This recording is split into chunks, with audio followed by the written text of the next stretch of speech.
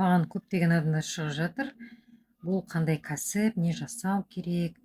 Бұл енді онлайн кәсіп, интернет-магазин.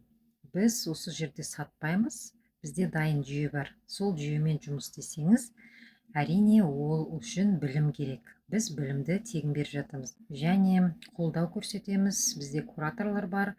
Барлық сұрақтарыңызға да жауап аласыздар. Әрине өзіңіздің қалауыңыз болу керек. Ең бірінші қалау, сенім болу керек. Осы кәсіпті жасай аламын деген. Енді бізде жаста шектеу жоқ қой. Қай жерде болсаңыз де шектеу жоқ.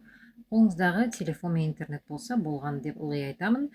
Сондықтан осы мүмкіндікті енді өздеріңіз шешесіздер, ұстаймын ба, ұстамаймын ба, көремін ба, көрмеймін ба.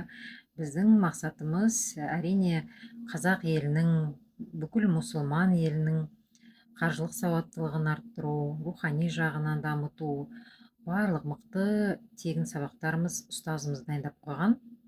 Сол сабақтарды алу арқасында бізде мысалы өзімде сана сезім өзгеріп жатыр, ойым түзеліп жатыр. Барлық бүкіл адамзатқа, бүкіл өміріме басқа көзқараспен қарауға тырысып жатырмын. Және де кітап оқи бастадым. Мен университетте оқып, сол жерде ғана кітапты оқыдым деп айтуға болады. Кейін кітапты мүлде қараған да жоқпын, шын айтса.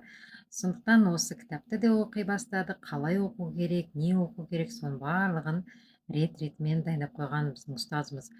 Сондықтан енді айтады ғой, қармақты ұстатамын, балықты бермеймін, қармақты ғана ұстатамын. Сол қармақты ұстап, өзің балық ұстайсың деп.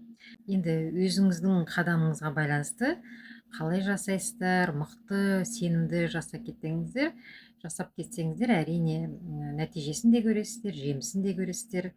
Менен өзімнен қолдау болады. Сондықтан әр адамның өзінің шешімі болады. Баршаларыңызға сәттілік.